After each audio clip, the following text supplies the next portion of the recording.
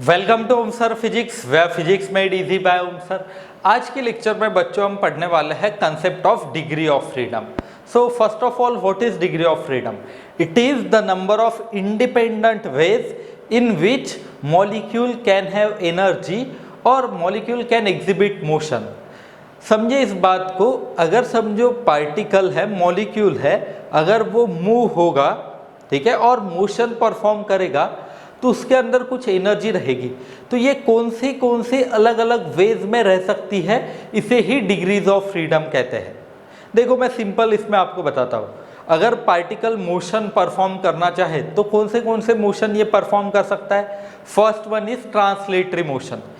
Translate हो सकता है पार्टिकल और मॉलिक्यूल इधर उधर, गैस मॉलिक्यूल है तो ऐसे ट्रांसलेट हो सकता है। तो तीन एक्सिस के अलावा हम मोशन बता सकते हैं, X axis, Y axis, Z axis. तो ट्रांसलेटरी मोशन तीन एक्सिस के अलावा बच्चों रह सकता है। So translational degrees of freedom तीन तरह की रह सकती है। सिमिलरली दूसरा जो मोशन हो सकता है बच्चों पार्टिकल का, इट कैन बी रोटेशनल। जो मॉलिक्यूल है वो रोटेट भी तो हो सकता है, रोटेशनल मोशन, ये भी एक सेपरेट टाइप का मोशन है। सो दूसरा बच्चों रोटेशनल डिग्रीज ऑफ फ्रीडम हमें मिल सकती है। और एक मोशन रह सकता है बच्चों, that is vibrational motion. Molecule vibrate भी हो सकता है, बट लो टेम्परेचर पे वाइब्रेशनल डिग्रीज ऑफ फ्रीडम हमें नहीं मिलती है। जो वाइब्रेशनल डिग्रीज ऑफ फ्रीडम है ये बहुत हाई टेम्परेचर पे मिलती है, इसकी वजह से हम उन्हें निग्लेक्ट करेंगे। सो जो भी डिग्रीज ऑफ फ्रीडम बच्चों हम मॉलिक्यूल्स की चेक करेंगे वो कौन सी होंगी? ट्रांसलेशनल एंड रोटेशनल, ठीक है। एंड ये डिग्रीज ऑफ फ्रीडम है क्या?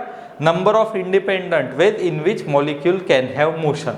मॉलिक्यूल का मोशन अलग अलग कौन सी वे में रह सकता है, ये है degrees of freedom.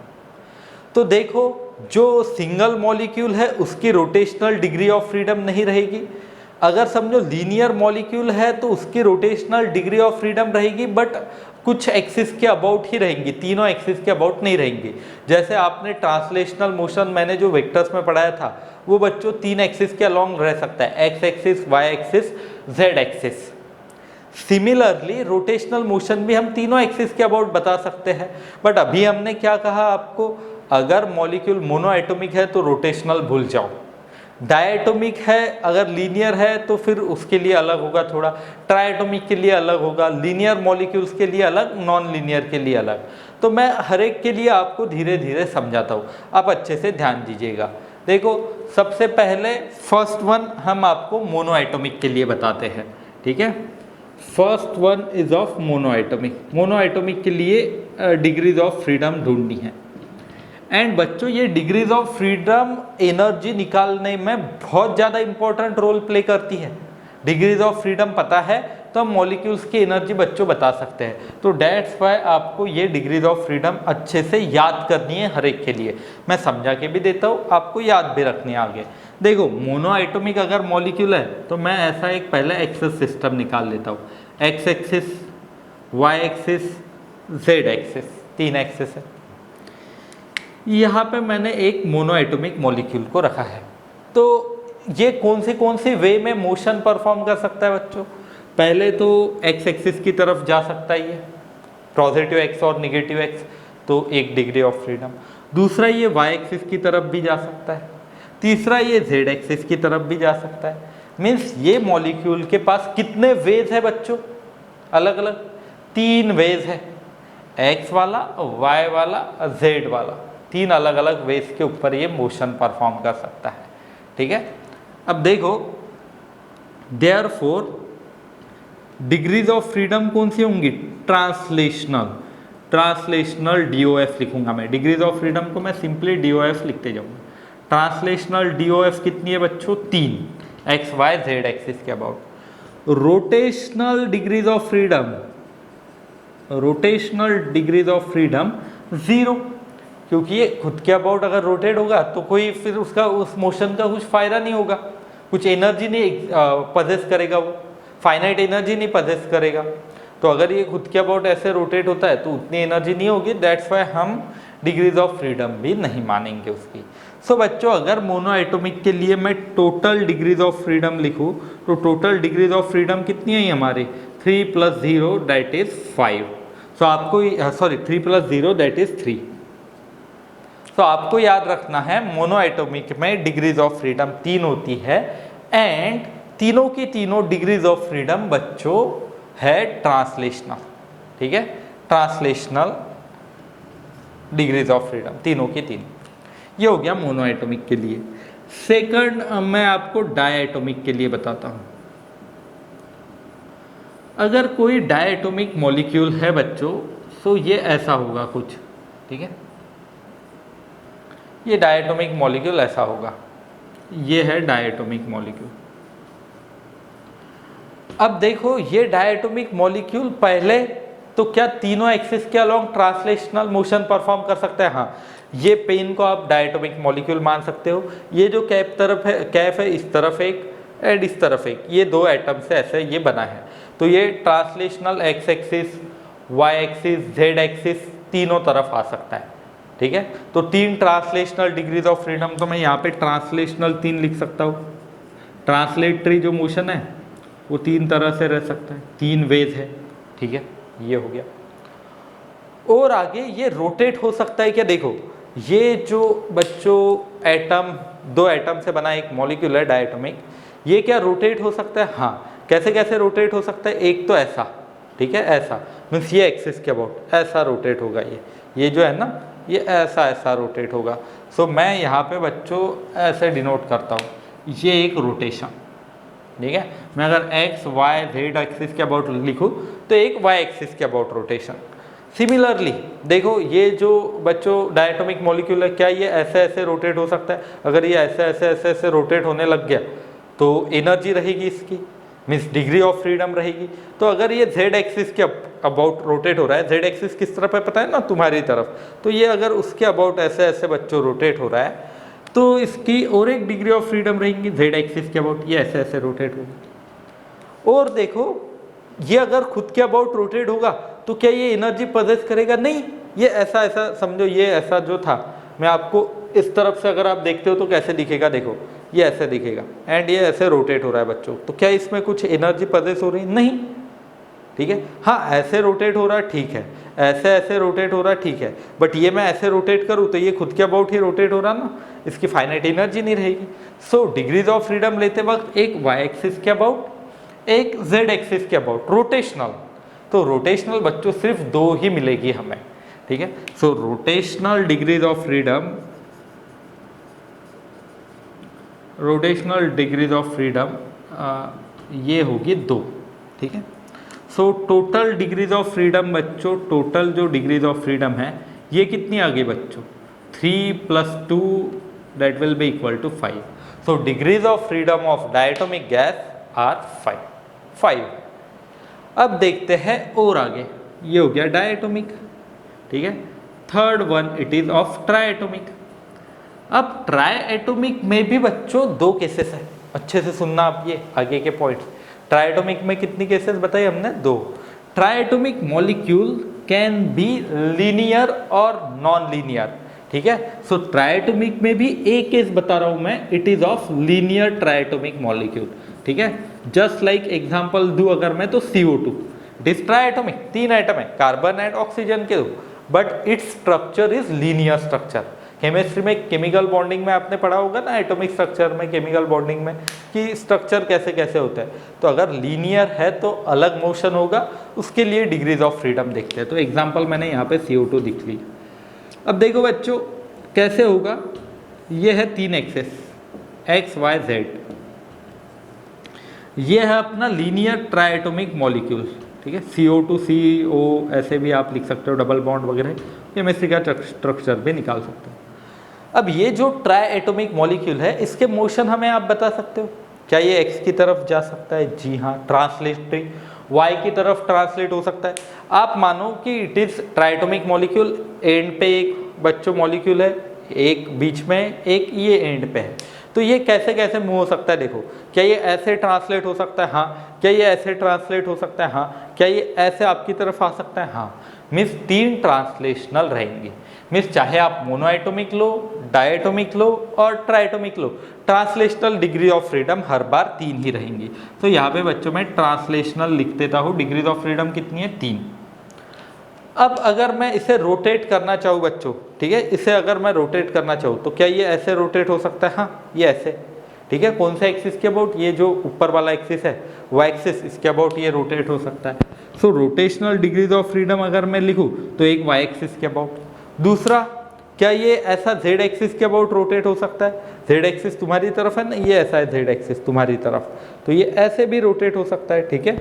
Means Z axis की तरफ भी ये रोटेट हो सकता है, ये ऐसे ऐसे। बट अगर मैं एक्स एक्सिस की तरफ इसे रोटेट करूँ खुद के अबाउट, तो देखो ये अगर ऐसे मॉलिक्यूल है, खुद के अबाउट अगर रोटेट करूँ तो ये रोटेशनल मोशन इनसे एनर्जी नहीं एग्जिबिट करेगा। अगर ऐसे ऐसे रोटेट हो रहा है बच्चों, ये ऐसे एक्स एक्सिस की तरफ, ये है ना एक्स एक्सिस, ये अगर मैं ऐसा आपको यहाँ से दिखाऊँ, ये ऐसा, ये रोटेट करवाओ, तो नो डिग्री ऑफ फ्रीडम।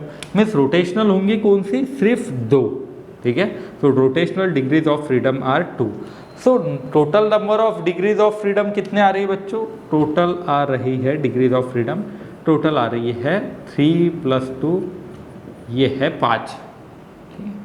सो आपको बच्चों इतने याद रखने हैं, मोनो, डाई एंड ट्राई। और मैं ट्राइटोमिक का नॉन लीनियर आगे आपको बताता हूँ, तब तक आप इसे पॉज कीजिए एंड लिख लीजिए। तो बच्चों अब तक हमने मोनोएटॉमिक का देखा। मोनोएटॉमिक गैसेस पता हो गया आपको, आर्गॉन, नियॉन और आइडियल गैसेस, उनके लिए हमने चेक किए 3 डिग्रीज ऑफ फ्रीडम, तीनों ट्रांसलेशनल। फिर डायटोमिक के लिए चेक किया, diatomic molecule just like oxygen, nitrogen, O2, N2, इनके लिए थे बच्चों डिग्रीज ऑफ फ्रीडम 5 में कौन सी थी? 3 ट्रांसलेशनल एंड 2 रोटेशनल। उसके बाद हमने चेक किया ट्राइटोमिक, बट ट्राइटोमिक में भी पहला section it is of linear. So इसमें बच्चों ऐसे था कि जैसे कि गैस एग्जांपल CO2 लिया हमने, तो इसके लिए ऐसे था बच्चों कि डिग्रीज ऑफ फ्रीडम 5 एंड 5 में से 3 ट्रांसलेशनल, 2 रोटेशनल। और बाकी भी लीनियर मॉलिक्यूल्स है, उनके लिए भी आप सिमिलर कंसेप्ट इस्तेमाल कर सकते हो। अब देखो आगे 4th one it is of poly atomic और ट्राइएटोमिक नॉन लीनियर, ठीक है। सो ट्राइएटोमिक ही लिखता हूं मैं, ट्राइएटोमिक नॉन लीनियर और पॉलीएटोमिक। तो पॉलीएटोमिक के लिए नंबर 4 और ट्राइएटोमिक नंबर नॉन लीनियर के लिए B, ऐसा भी आप लिख सकते हो। तो इसका मोशन देखते हैं, ठीक है। इसके एग्जांपल्स अगर आपको चाहिए तो H2O मॉलिक्यूल, ठीक है। उसके बाद मीथेन गैस, पॉलीएटोमिक भी देख सकते हो आप, CH4 वगैरह। तो इसके लिए भी हम डिग्रीज ऑफ फ्रीडम देख सकते हैं। तो डिग्रीज ऑफ फ्रीडम कैसी होंगी? देखो बच्चों, अगर ऐसा कुछ है स्ट्रक्चर, ठीक है, X, Y, Z, तो ये किस तरफ ट्रैवल कर सकते हैं? Translatory X, Y, Z, 3 translatory degrees of freedom तो रहेंगी ही। तो ट्रांसलेटरी कितनी है बच्चों? 3 डिग्रीज ऑफ फ्रीडम। उसके बाद ये रोटेशनल क्या Y एक्सिस के अबाउट हो सकता है? हाँ, ठीक है। ऐसा आप ट्रायंगल सोचो एक, ये ऐसा रोटेट हो सकता है, ठीक है, तो Y एक्सिस के अबाउट। दूसरा, क्या ये Z के अबाउट रोटेट हो सकता है? हाँ, Z एक्सिस में तुम्हारी तरफ, हाँ ये रोटेट हो सकता है, ठीक है। और क्या ये X एक्सिस की तरफ भी रोटेट हो सकता है? हाँ, ये ऐसा रोटेट हो सकता है। तीनों समझ में आई ना आपको? देखो फर्स्ट वन X एक्सिस की तरफ ये ऐसा, ठीक है, Y एक्सिस की तरफ ये ऐसा, ठीक है, Z एक्सिस में तुम्हारे तरफ जो एक्सिस है उसकी तरफ ऐसा। तो ये तीनों तरफ रोटेट हो सकता है। जैसे कि अगर समझो लीनियर रहता तो ये जो मोशन था ये ऐसे रोटेट नहीं हो पा रहा था, ये हाँ ऐसे ऐसे ऐसे ऐसे रोटेट हो रहा होता अगर लीनियर रहता तो। बट अगर नॉन लीनियर है तो ये ऐसा भी रोटेट हो सकता है बच्चों, ऐसा भी रोटेट हो सकता है, ठीक है, एंड ये ऐसा भी, मीन्स तीनों तरफ से रोटेट हो सकता है। मैंने तीनों आपको बता दिए थे। सो रोटेशनल अगर है बच्चों तो रोटेशनल डिग्रीज ऑफ फ्रीडम कितनी रहेंगी? 3। नॉन लीनियर है और पॉली एटोमिक है, ठीक है, बट जो कि नॉन लीनियर होने चाहिए, ठीक है। ये नॉन लीनियर बहुत इंपॉर्टेंट है। तो इसकी टोटल डिग्रीज ऑफ फ्रीडम कितनी आ रही है बच्चों? टोटल डिग्रीज ऑफ फ्रीडम निकल के आ रही है बच्चों 3 2 6 डिग्रीज ऑफ फ्रीडम। ये ऐसे निकालना है बच्चों, सिंपल, ठीक है। तो पॉज करके इसे अच्छे से लिख लीजिए नेक्स्ट मैं आपको और कंसेप्ट बताता हूँ जिसमें हम एनर्जी ढूंढेंगे इसका इस्तेमाल करके। नेक्स्ट जो कंसेप्ट चेक करना है बच्चों में, it is Maxwell law of equipartition of energy. अब देखो, अगर कोई भी मॉलिक्यूल ये एनर्जी पजेस करता है तो इसके लिए एक लॉ होता है जो बताता है आपको हर एक डिग्री के अलोंग कितनी एनर्जी रहेगी, हर एक डिग्री ऑफ फ्रीडम के अलोंग कितनी एनर्जी रहेगी। सो ये लॉ क्या कहता है, the total kinetic energy, total average kinetic energy of gas molecule is equally distributed along all degrees of freedom and energy associated with 1 degree of freedom is 1/2 kT। अब ये इतना बड़ा जो हमने समझा है, इसे सिंपल तरीके से मैं लिख के बताता हूँ जिससे आपको ये पूरा सेंटेंस अच्छे से समझ में आ जाएगा। देखो, फॉर एग्जांपल जो हमने आपको सबसे फर्स्ट वाला प्रूफ करवाया था बच्चों, अगर आपको याद हो तो हमने प्रूफ करवाया था प्रेशर के लिए, एंड उसके बाद 13 to 14 हमने अलग अलग डिफरेंट फॉर्मूलाज पढ़ाए थे। तो उसके अंदर क्या काइनेटिक एनर्जी ऑफ मॉलिक्यूल्स के लिए आपको फॉर्मूला याद आ रहा है, 3/2 kT था बच्चों। फॉर्मूला याद आया ये फॉर्मूला कुछ, 3/2 kT, ये हमने फॉर्मूला ढूंढ के दिया था आपको काइनेटिक एनर्जी पर मॉलिक्यूल के लिए। ऐसे पर मोल के लिए भी आया था 3/2 RT, एन मोल्स के लिए भी 3/2 nRT, ऐसे अलग अलग फॉर्मूलेज आए थे बच्चों। अब ये जो फॉर्मूला आया था, ये प्रूफ करते वक्त हमने एक सिंगल एटम माना था, एंड ये किस तरफ मोशन परफॉर्म कर रहा था बच्चों, तीनों एक्सिस की तरफ, x y z। मैंने प्रेशर के ऊपर से इसका डेरिवेशन बताया था ना आपको, लेंदी सा डेरिवेशन था, थोड़ा टफ सा डेरिवेशन था। तो हमने काइनेटिक एनर्जी 3/2 kT आपको निकाल के दी थी। अब आगे देखो, अगर मैं 1 डिग्री ऑफ फ्रीडम की तरफ देखूं तो कितनी एनर्जी रहेंगी, 1/3 इसके, तो इसके 1/3 कितनी आएंगी, kT/2। तो यही ये लॉ कहता है कि एनर्जी एसोसिएटेड, ठीक है, देखो energy associated with each degree of freedom इस डिग्री ऑफ फ्रीडम के साथ कितनी एनर्जी रहेगी बच्चों, 1/2 kT अगर मॉलिक्यूल है तो, ठीक है, फॉर मॉलिक्यूल, ये मॉलिक्यूल के लिए है। एंड अगर समझो मोल है बच्चों, तो मोल के लिए जो एनर्जी रहेगी ये कितनी रहेगी, RT/2। याद होगा ना आपको, R यूनिवर्सल गैस कांस्टेंट, ये K जो था इट इज बोल्ट्जमैन कांस्टेंट। ये कहाँ से आता है, ये सब कुछ मैंने प्रूफ करवाया था। तो अगर मोल मॉलिक्यूल के लिए है तो इतनी, मोल के लिए है तो इतनी। अब ये तो हुआ energy associated with 1 degree of freedom. अगर किसी मॉलिक्यूल की f डिग्रीज ऑफ फ्रीडम है तो फिर एनर्जी कितनी होगी, 1 के लिए इतनी, तो 4 के लिए 4 टाइम्स, 5 के लिए 5 टाइम्स। सिंपल है ना। तो देखो, for f degrees of freedom,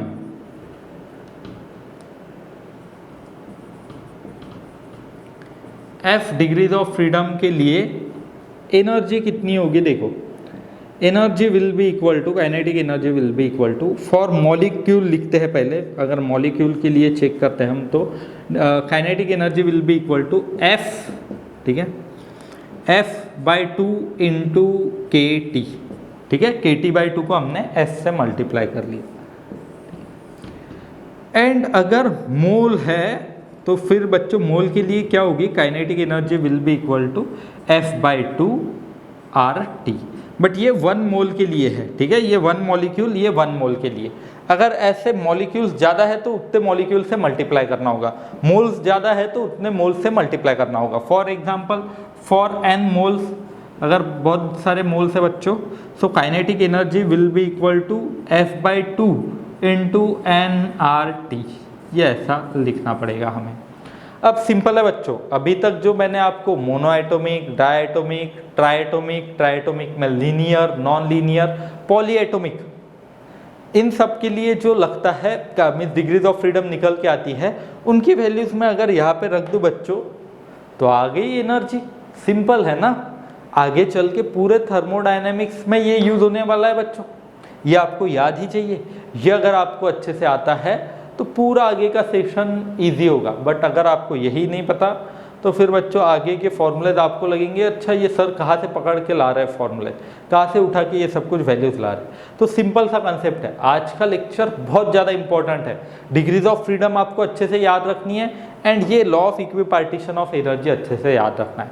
अब नेक्स्ट मैं एक काम करता हूँ बच्चों कि एक टेबल बना के आपको देता हूँ जिसमें आपको मॉलिक्यूल्स दिखेंगे, डिग्रीज ऑफ फ्रीडम, ट्रांसलेशनल होगी, रोटेशनल होगी एंड उसके बाद एनर्जी कितनी होगी मोल के लिए, मॉलिक्यूल के लिए, वो सब मैं आपको एक टेबल में लिख के देता हूँ। तब तक आप इसे पॉज कीजिए एंड ये अच्छे से आपकी किताब में उतार लीजिए। चलो बच्चों हम काम करते हैं, जितना भी अब तक पढ़ा है उसे एक चार्ट के फॉर्म में लिख लेते हैं, एक टेबल के फॉर्म में। सो सबसे पहले एटोमिसिटी ऑफ गैस, मैं फर्स्ट मोनो एटोमिक मॉलिक्यूल लेता हूँ, ठीक है, मोनो एटोमिक। एग्जाम्पल इसका आर्गॉन, नियॉन, ठीक है, आइडियल गैस, ये ऐसा हम मान सकते हैं, ठीक है। इसकी डिग्रीज ऑफ फ्रीडम ट्रांसलेशनल जैसे कि हमने समझाई 3, ठीक है, rotational 0, total degrees of freedom बच्चों 3 होगी, 3 + 0। एवरेज काइनेटिक एनर्जी, तो काइनेटिक एनर्जी कितनी होती है बच्चों मॉलिक्यूल की अगर है तो इट विल बी, देखो F/2 kT, F की वैल्यू कितनी है 3, डिग्रीज ऑफ फ्रीडम की वैल्यू 3 है तो 3/2 kT, आपको ये याद रखना है अच्छे से। एंड वही अगर मैं 1 मोल की बात करूँ तो ये होगा बच्चों 3/2 RT, ठीक है। तो लगे तो यहाँ पे आप यहाँ पे ऐसे फॉर्मूलेज भी लिख सकते हो, कौन से कि F/2 kT एंड यहाँ पे F/2 RT, यहाँ पे सिर्फ F की वैल्यूज हमें पुट करनी है, बाकी कुछ भी नहीं। अब ये हो गया फर्स्ट वन, ठीक है, मोनो एटोमिक। दूसरा डायटोमिक, डायटोमिक जैसे O2 N2 अगर है तो ट्रांसलेशनल कितनी बताई थी अभी हमने, ट्रांसलेशनल थी बच्चों 3, रोटेशनल 2, टोटल 5, ये कितना आएगा 5/2 kT और 5/2 RT, ये होगा, सिंपल है। नेक्स्ट देखो,